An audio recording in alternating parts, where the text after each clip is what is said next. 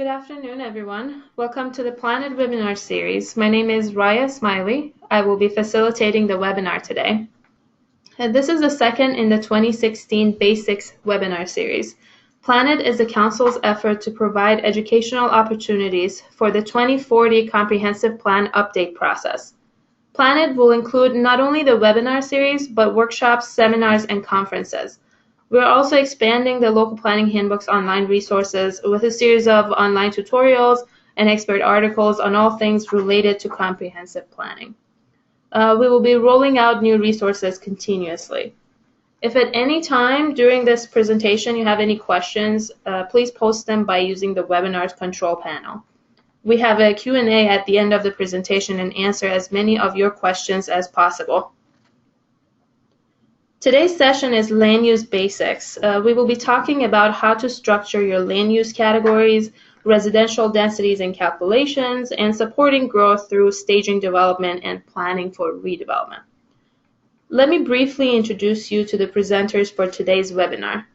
Lisa Barajas. Hello. Is the Local Planning Assistance Manager at the Metropolitan Council, where she oversees a planning team in providing technical assistance to local governments, advising the Council's Land Use Advisory Committee, and collaborating with other governments on issues of regional importance. Angela Torres. Hello. Is a Senior Planner and Sector Representative at the Metropolitan Council, working in Carver and Scott counties.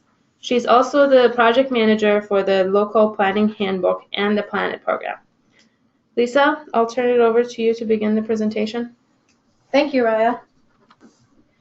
So why do we plan land uses? First and foremost, the land use plan guides and shapes growth and development in your community. Where will your community put new houses and new jobs? Your land use plan is a guide for development decisions in your community too. It signals to developers and property owners what your community's development goals are for different parts of your community and helps your city council or town board make decisions about development proposals, particularly when there are questions about a development proposal. It also helps us plan for the capital improvements needed to support that growth, both local and regional. Wastewater and transportation infrastructure are key examples of the types of improvements that are needed to coordinate with supporting future development. Planned land uses need to support the growth forecasted for your community too.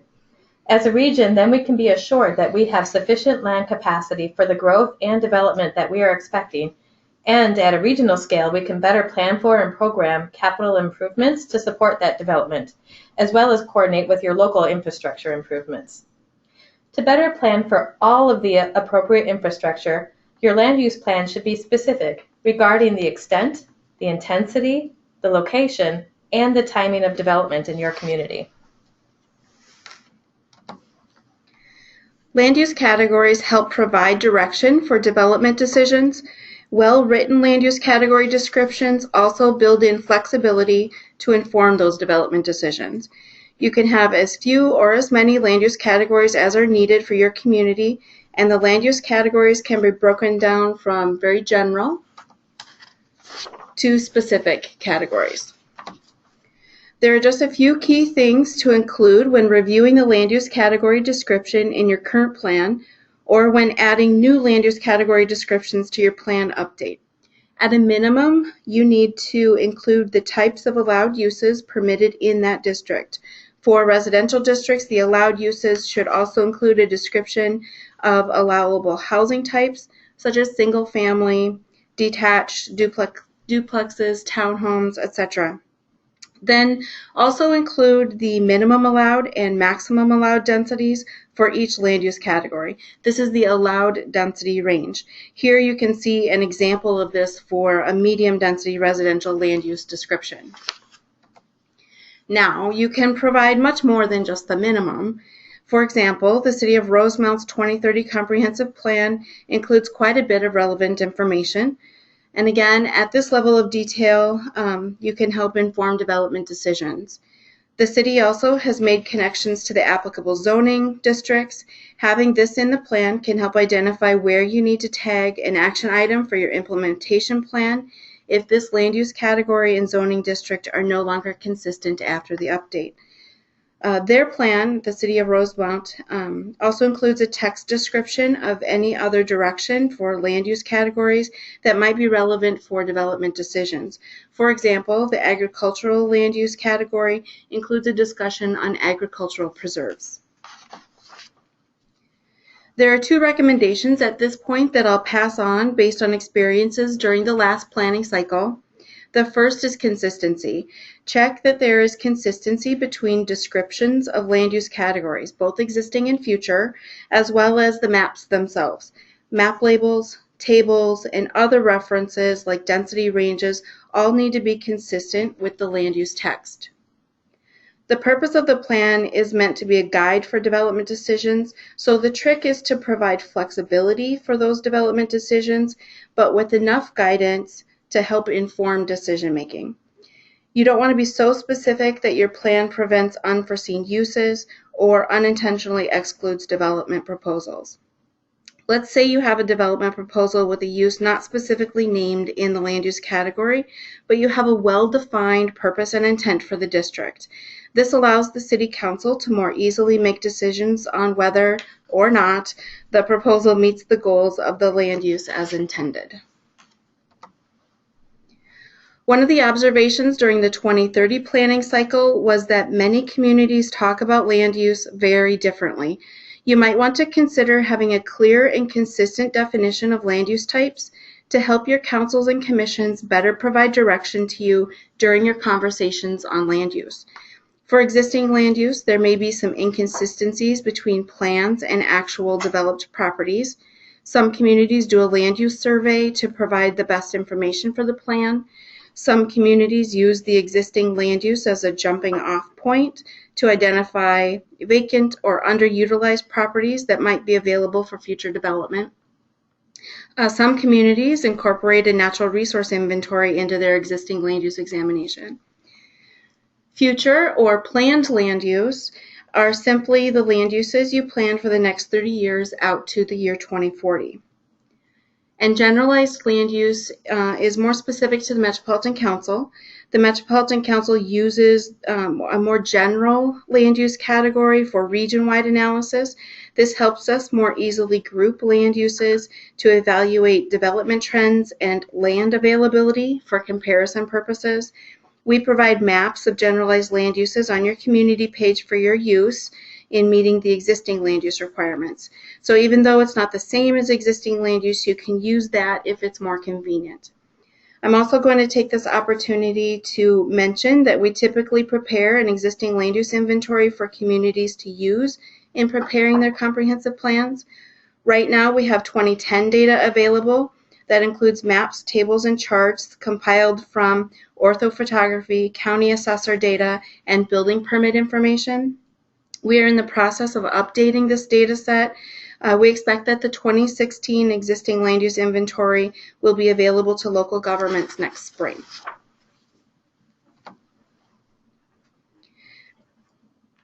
Mixed use categories are very common, but how communities handle this land use as a part of their plans varies.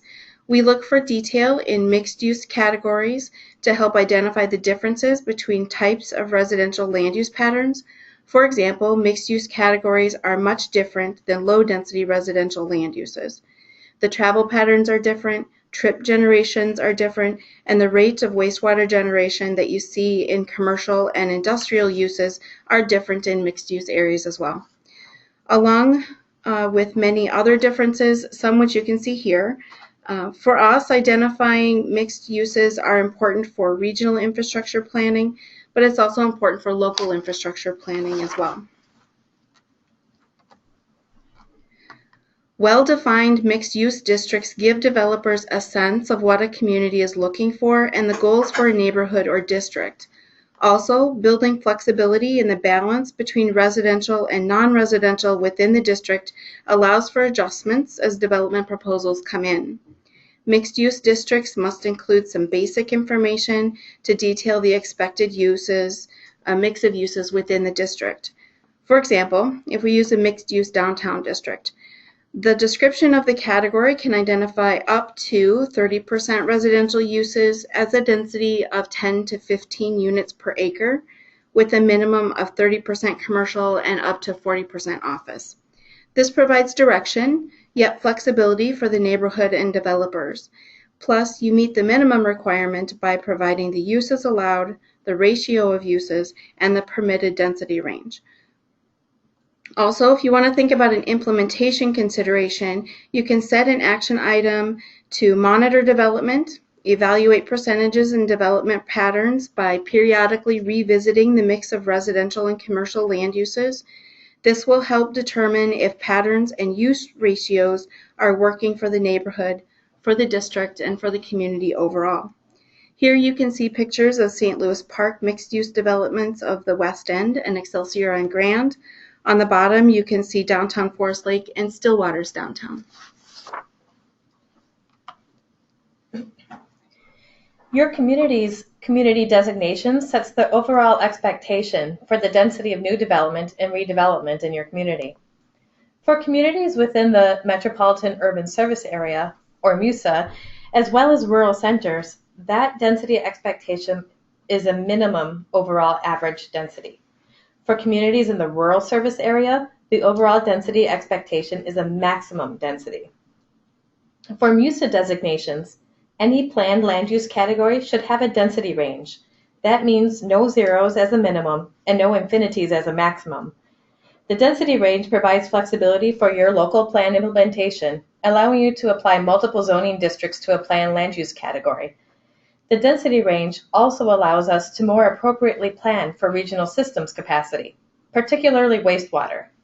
We can ensure that, at a minimum, communities are efficiently using the wastewater system, and at maximum densities, that we have sufficient localized capacity to support development within your community.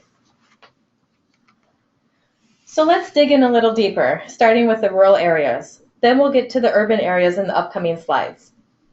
For all rural designations, except rural centers, you simply need to guide for the maximum allowable density.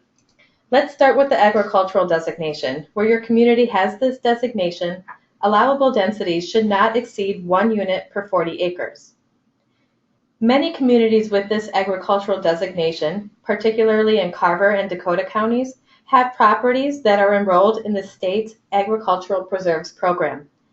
These properties are also scattered in western Hennepin, Scott, northern Anoka, and parts of rural Washington counties too, as you can see in the map on your screen. If you aren't sure whether you have properties in this program, you can find parcel-specific information on the mapping tool on your community page in the local planning handbook. You can also take a look at the most recent Agricultural Preserves program report for an overview of properties that are enrolled. Ag Preserves is a property owner-driven program. In other words, the owner has to apply, receive certification from the local government, and then it is enrolled in ag protection for a minimum of 8 years.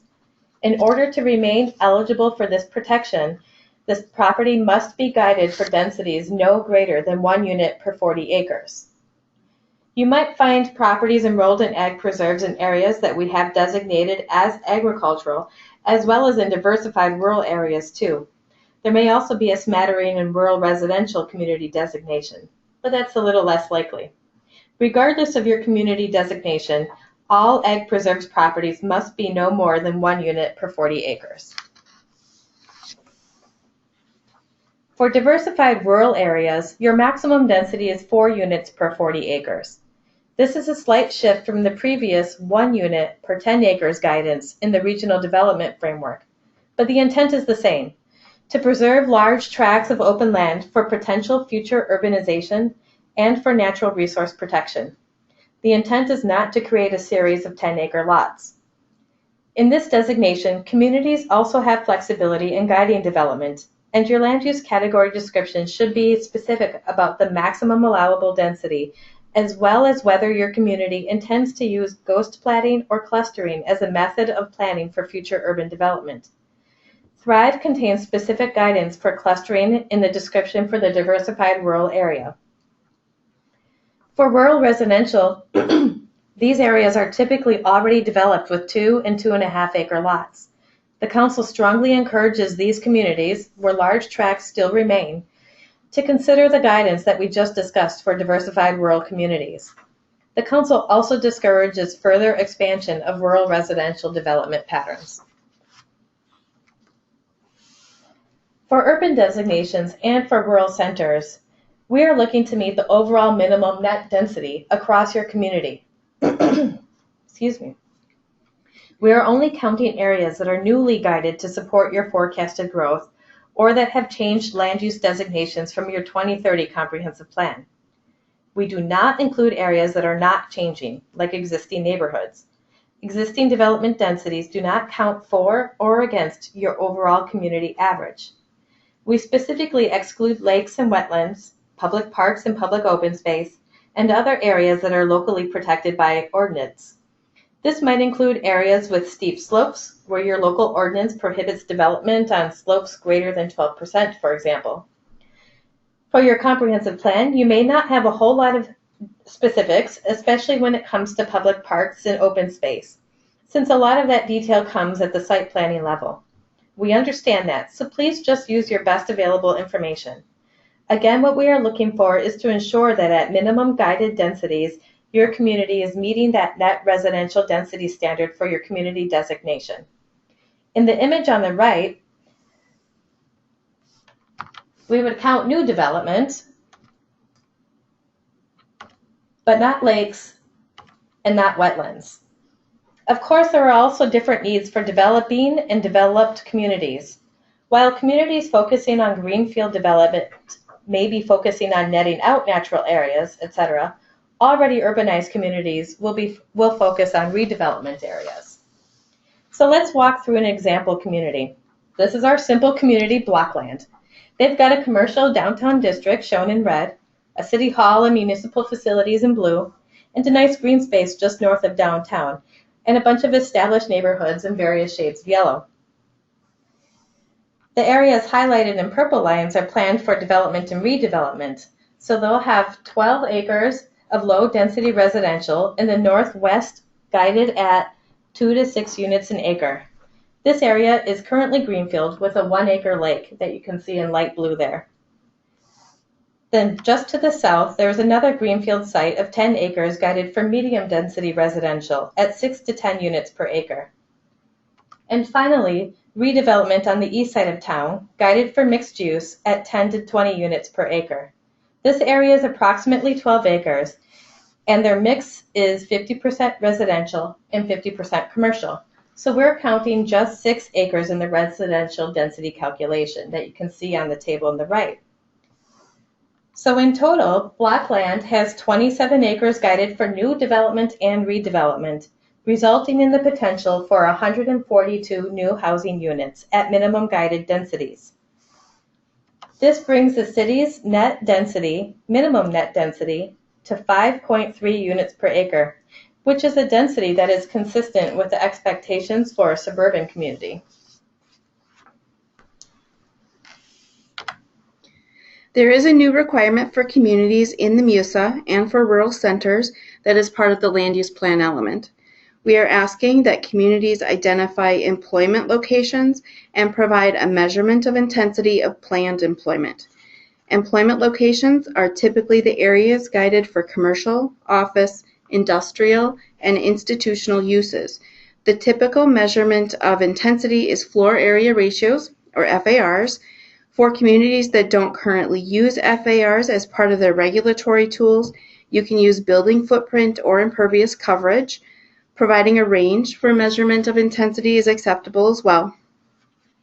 This information is intended to help us get a better understanding of intensity of use to better inform employment forecasts. With better data to use in the forecast, we get a better sense of what communities are trying to accomplish. By providing this information as part of your land use plan, we can provide better assistance to communities as they are planning for activity centers and employment centers. Neighborhood or district planning in general helps to separate a large geography into smaller neighborhoods with individual goals identified for each area. For example, downtown districts have very different characteristics than a more established single-family neighborhood. Having more discrete neighborhoods also helps to engage in more focused conversations around planning and to engage community residents within that neighborhood. Using this approach can also help you do additional analysis at the neighborhood scale. For example, you can evaluate demographics at a neighborhood scale, and you can evaluate investments in infrastructure, community services, or parks by neighborhood. I'll go through a couple of communities that implemented good examples of this in their 2030 plans. The City of Roseville's Comprehensive Plan Update calls for 16 planning districts to break down land use planning in the entire city. Each district includes a description of the location boundaries, primary existing land uses, and prominent features like parks. In each district, land use issues and the future land uses are discussed in a more focused approach to guide future planning. To supplement the text, the district plans also include maps to illustrate land uses, both existing and future. The text identifies the changes in land uses to reinforce the areas that are different from the previous plan.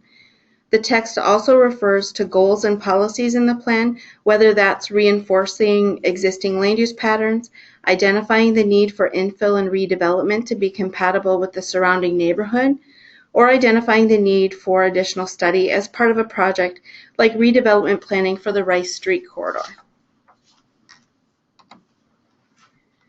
In Golden Valley's plan, the city links their community vision with specific locations and needs through special planning districts. Their plan identifies the I-394 corridor as the first district and includes a full corridor plan in their comprehensive plan. The city identifies the need for a corridor study, outlines how the study will be used, even the process for public involvement.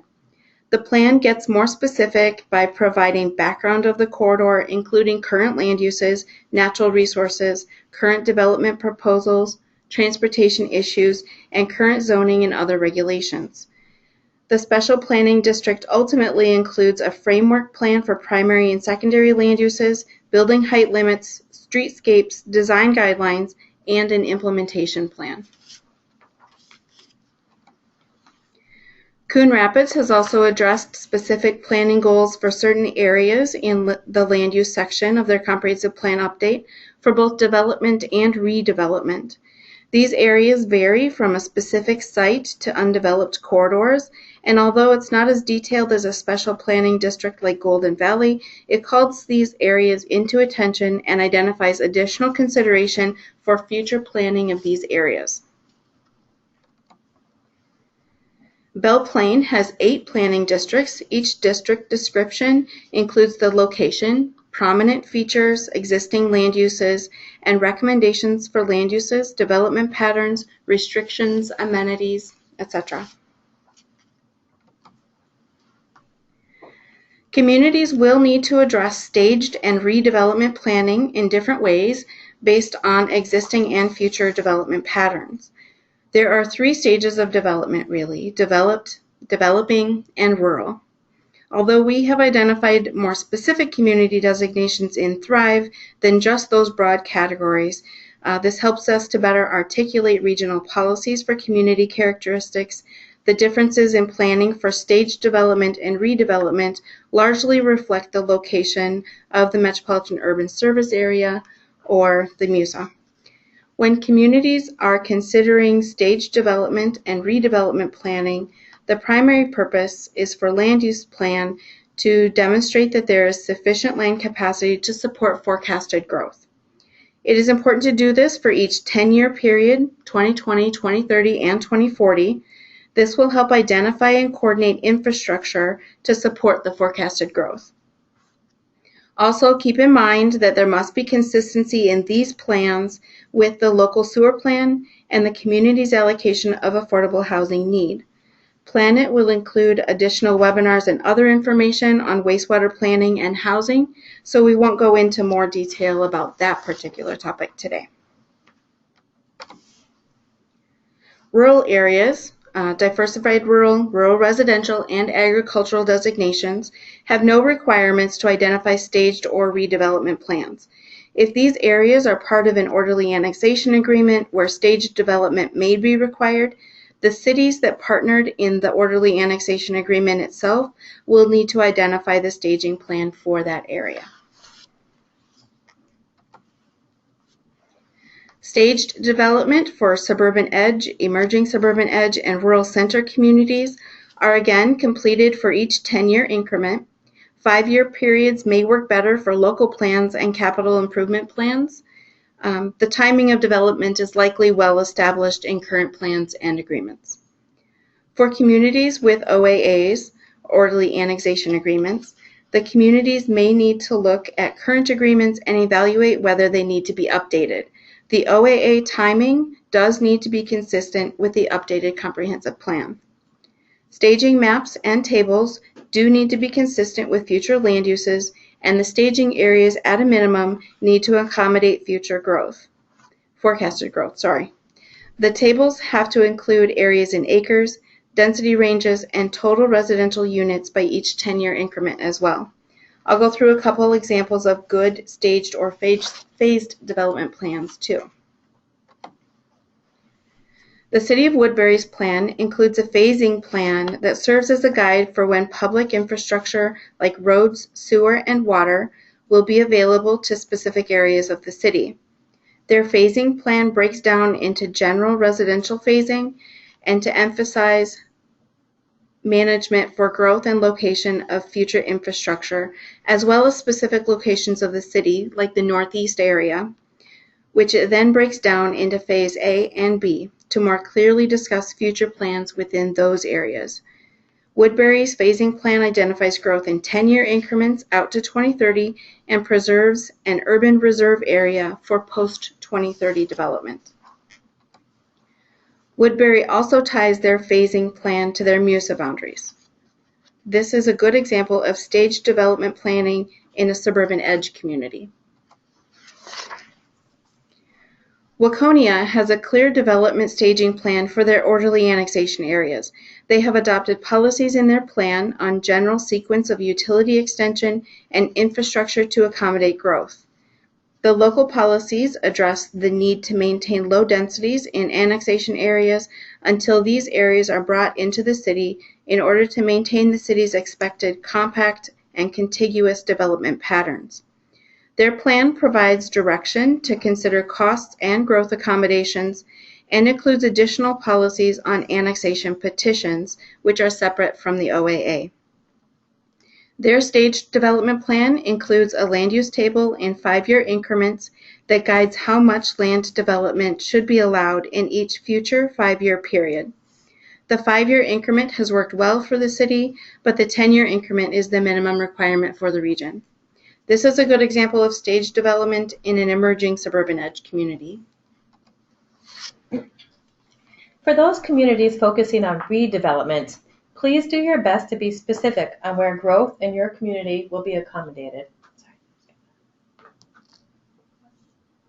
We expect this to be the focus for your communities, in the urban center, urban, and suburban categories, although redevelopment might also occur in suburban edge and emerging suburban edge, as well as rural center communities too.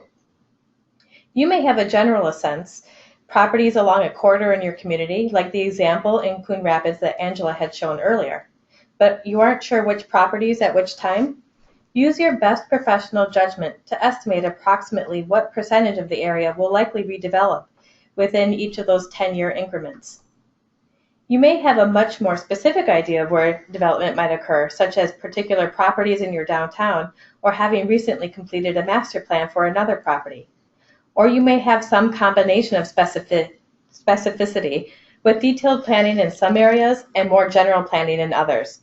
Some communities have specific goals or specific areas based on neighborhood planning work that they've already completed or work done by their city's Housing and Redevelopment Authority or Economic Development Authority.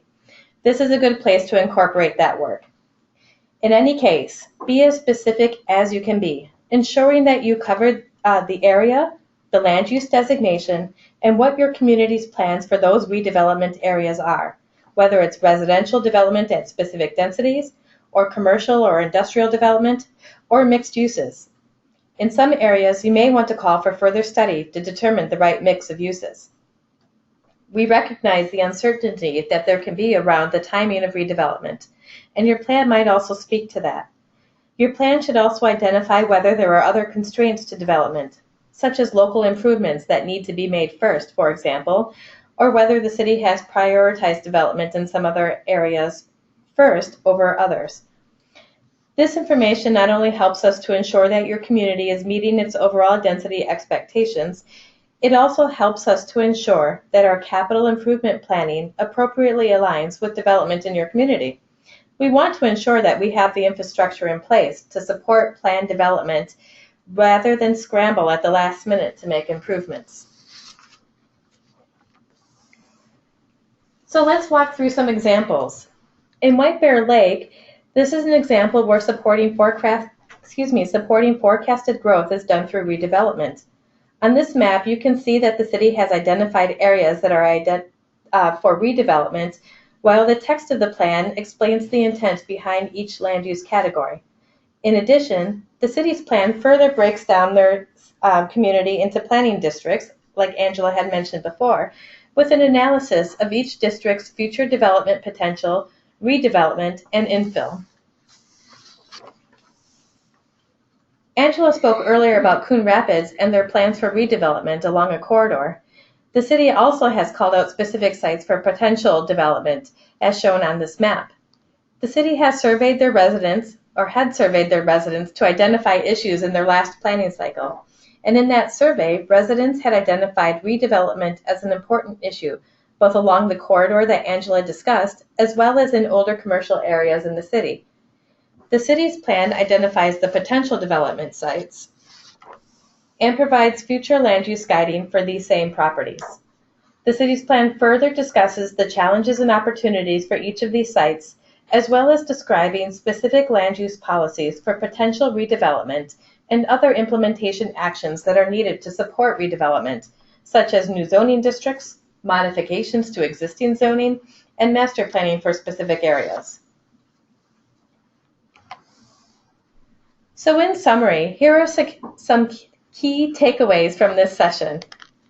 If you aren't sure where to start with your planning, take a look at the current densities in your existing neighborhoods and to use that as a baseline. Is this density desirable for expanding to other parts of your community? And how do these densities and mixes compare to where you expect development to occur?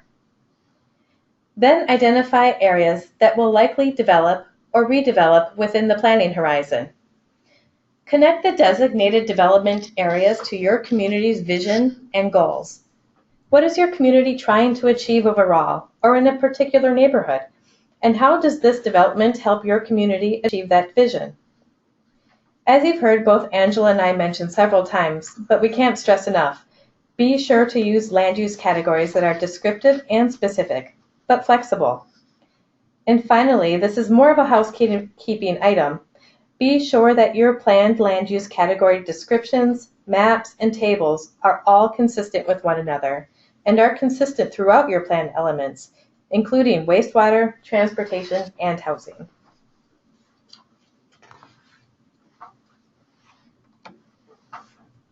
Thank you, Lisa and Angela. I have a few things to mention before we move on to questions. Here are a few of the links to resources that may have been mentioned during the presentation today. The Local Planning Handbook in particular is a key resource for comprehensive plan updates. The PlanIt page has the most current information available on upcoming events. You can also use the links on this page to directly access the land use plan element of the handbook or the community pages. Okay, so we have time to answer a few questions. I'm just going to read them in order. Are there any expectations for submitting a comprehensive plan update after 2018? Well, the deadline is December 31st, 2018.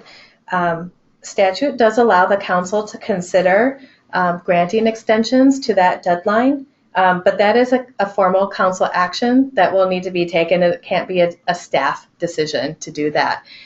In the last cycle, as some of our listeners may be familiar with, we did have an extension process, It required an application by the city, including a resolution and a work plan to complete the remaining items for their comp plan. And that required formal council review and action in order to approve that. Communities were allowed, I believe, between 6 months and up to a year extension. Of course, this would also, for communities that have a planning grant from the council, that would also impact their planning grant contract and expectations for completion as well. So there are a number of actions that are interrelated here. We're not sure if our council would allow that, but it certainly would be an item that we would bring to our council for their consideration, likely late in 2017 or early 2018. Thank you. In the last round of comprehensive planning, there was a land use staging table template to fill out. Do planners have to fill the same table out? Well, in the last cycle, we found that our staging table template was probably more confusing than helpful. So we won't have a template for this cycle. All the pieces that we covered today in the webinar can also be found in the handbook around the minimum elements that we're looking for. The extent of planned land uses, the location, the densities, all within those 10-year milestone timeframes. However the community wants to present that information within their plan is completely up to them. We do have examples that we're happy to share. Local staff are welcome to contact sector reps if they want to walk through to make sure they got the right information and it's appropriately detailed enough to do that analysis. But so long as that's in there, there's no template. We can find it in the plan, and that should be sufficient to meet that requirement. Thank you. Should the planners use or reference generalized land use in the comp plans? That's entirely up to the community. We do provide that information at a regional scale anyway. So any information that we do have available, we want to make easy to access for the communities. As I mentioned in the webinar, there is a difference between generalized land use and existing land use. So the community really just needs to evaluate which approach they want to take and then how much information they want to provide and how to use that information. We do accept the generalized land use as meeting the existing land use requirements. So if that's easier for communities, we encourage them to use that resource. But again, it's entirely up to the community and the direction that they would want to take. During the planning process, many projects are not yet determined. How does that translate into defining the % residential in a mixed-use district? That one. I'll point back again to what we discussed earlier in the presentation about the importance of identifying both the community's vision in a particular area, like a neighborhood or a downtown area where the mixed use is being employed, and what you're trying to achieve in that particular area. This will help guide the development decisions. Those development goals and community visions should be driving your decisions. What you ultimately choose for the % mix should be based on what you're trying to achieve in that community. And as Angela mentioned, you may also point to an action follow-up action item or implementation item to revisit that mix if you're still not sure. Periodically update that as development occurs. Somewhat of a similar topic area question. How should we calculate mixed use if we don't know if there is a market for horizontal versus vertical mixed use? Okay, I will attempt answering that one. In many parts of the region, communities are planning mixed-use districts. These can include anything from downtowns, main streets, commercial nodes, suburban town centers where cities envision a mix of residential, retail, office, service commercial uses. Designating parcels as mixed use can provide flexibility on how each parcel can develop. Cities determine really though the overall policy objectives for mixed use districts and how that flexibility is to be applied throughout their plan. Cities can create more than one type of mixed-use district depending on the planned character or desirable density of an area. Some communities might allow either commercial or residential. Another community might allow commercial, but only in cases where it's located on the ground floor of a residential building, for example. Other cities might even state that the high end of a density range is only possible for development that meets multiple policy objectives for that district. The policy language of your plan will articulate what a mixed-use designation means to a property owner or a prospective developer. What we need to understand is each city's assumptions regarding how land use will eventually develop or redevelop. If mixed-use districts allow housing, then a district requires an allowable density range. If a city believes that only a portion of the area will develop with housing, then we need an estimate of the percentage of land that will develop at that range.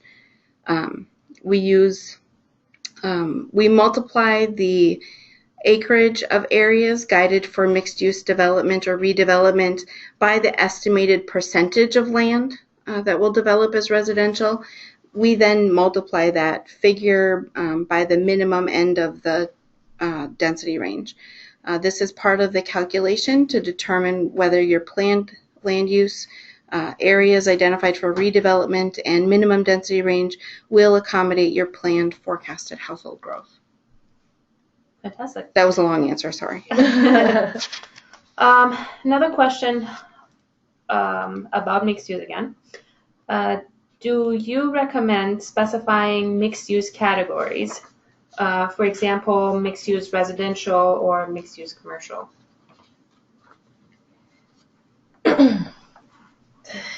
I think that will really depend on what communities are trying to achieve. I mean, we did see communities try to, a handful of communities in the last cycle use something called mixed use residential, and in some cases it would be a variety of residential housing types and no other, it would all be residential. But in some cases it would be primarily residential, mixed use residential would be, and mixed use commercial would be primarily commercial. If you have those goals, we would recommend doing that to really highlight this is what we're trying to achieve in this district. We want this to be, say in the case of mixed use commercial, we want this to be primarily commercial development, but we want to have other mixes kind of sprinkled in as that as well. If that works for your community, certainly use it. But again, the requirements that we discussed earlier around that kind of proportion of uses and how they are distributed within that district, the acreage and the density ranges, if you're including residential uses as part of that mixed use district, will all need to be specified. Thank you. We have one other question about mixed use that's a topic of interest. What happens if city council changes over and a new idea of mixed use comes about? That is, what should the planners do if the political and market forces change regarding density after approval of the plan? Well, communities have the ability to amend their plan at any point after it's adopted and approved by the Metropolitan Council. Certainly, if there is a big change that makes a community reconsider how they're planning for the community, they can absolutely take another look at that. So long as the amendments meet the minimum requirements and densities that are expected for the communities, we do encourage them to use the amendment process to better prepare for changes. We certainly don't expect things to be static during the next 10 years before the next comp plan update either. So calling for those pieces and even anticipating some of those can be helpful as part of a comprehensive plan. Thank you. We have another question that's regarding density. If a community has approved a larger preliminary plat that will take several years to build out, will the Council allow the community to use the actual density approved for that development instead of the minimum density of the area yet to be developed? That's a really good question, and I'm glad that was asked. And This would apply both for plats where there's development approvals as well as in redevelopment areas where there's specific master planning or development approvals that have been granted but may be phased out over 5, 10, 15 years, for example. In both cases, yes, we will use your actual approved density as part of your plan, as part of your density calculations. I regret I didn't include any examples of that in our presentation today, but we did do that in the last cycle for some communities where they had those specifics.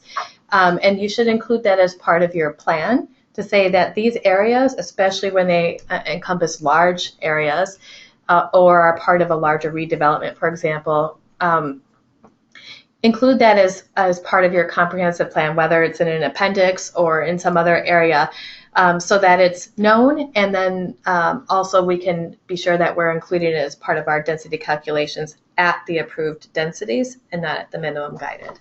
We want to give you credit for the work that has been done. You mentioned redevelopment. The question is asked, how is redevelopment included in the density calculations? Sure. We do density calculations for redevelopment just as we do for greenfield. The example that we walked through today was simplified to show that some areas were new development for residential and other areas were for redevelopment. In our example, I use that mixed use category as a redevelopment area. Regardless of the development being in greenfield or as a brownfield, all of that land is included in the standard density calculation, netting out any of those natural features and other features that we discussed earlier. As I had noted earlier, redevelopment typically doesn't have all that much to net out since it's already been done and you're down to a more specific parcel. But if it does exist, please do net it out and let's use that net density. But the calculation is the same. Thank you. You had talked about agricultural preserves program. Is there a minimum acreage for a property to be eligible to enroll in an agricultural preserves program? Well, the simple answer is yes. The statute sets the minimum acreage to 80 acres in order for that property to be enrolled in the program. Reductions in that acreage would remove that property from eligibility. There's a minimum 8-year commitment to enrolling in the program as well. If a community has a property that's in agricultural preserves or a property owner that's interested in registering for that program, the forms and additional information can be found on the Department of Agricultural's site under the Metropolitan Agricultural Preserves Program. Thank you. Are there any suggested approaches for communities that want to forecast future employment land use? Okay, first, a community's employment forecast should be referenced to anticipate how many new jobs to plan for a certain year. With those forecasts as a basis, communities can choose to consult information about average square footage per employee for industrial land uses, as found in resources like the Planner's Estimating Guide or the U.S. Energy Information Association, to arrive at the amount of employment-based square footage needed to accommodate future employment. This square footage information used in the context of a local community's existing land use and urban design policy and regulatory framework as related to things such as floor area ratio, parking and open space requirements and setbacks can then be used to roughly estimate how much land should be planned for future employment-based uses. This will be our last questions that we have time for. Should a city's comprehensive plan and land use table focus on the total acreage per land use or the change in land use between the 2030 and 2040 planning cycles? That's a good question. And like we discussed when we walked through the density calculation, we were looking at the land between 2030 and 2040 to support forecasted growth. So it's the change. The other thing I want to note too is that if you are re-guiding land use, for example, maybe you have an area right now that is guided for low density residential and you want to change it to medium density residential, then we will include that change as well. We want to be sure that anything that's newly guided to support growth for the next cycle is counted as part of that density calculation. That being said, any areas that are not changing, we're not counting in your density calculation. That's already considered approved. We've reviewed that. We at the council, when we've approved that as part of authorizing your community to put that plan into effect. So again, focus on the change, the acreage of change in there, because that is the amount of land that we're going to be looking at for that density calculation. Thank you. So if we didn't get to your question today, please feel free to contact Lisa or Angela. They would be happy to answer any questions directly. I would also like to mention just a few logistics for our participants and pass on information on some upcoming events this summer. Please join us for the next presentation in the PlanIt Basics webinar series. On July 21st, Kyle Colvin, Karen Jensen, and Lania Ross will be discussing water resources planning. This will include wastewater, surface water, and water supply planning. Registration is now open and available on the PlanIt page of the local planning handbook. And also, if you'd like to see the entire PlanIt schedule of events, it is now available on the PlanIt page of the handbook. Please check that out and register for upcoming webinars. If you'd like to review today's presentation again, we will be posting the video on the PlanIt page of the handbook. We will also provide a Q&A document for you, which will include questions we answered today, as well as any questions that we didn't get to. Lastly, we will prepare an annotated PDF of the PowerPoint slides for the website. These will be posted within the next week or so. And on a final note, as you exit the webinar, there is a very short 5-question survey. Please take just a minute to help us out with that. If you have any other questions or comments, please contact us. We're always here available to help. And Sector F specifically are the first point of contact, and you can find their information on the McCouncil website. Thank you for joining us today.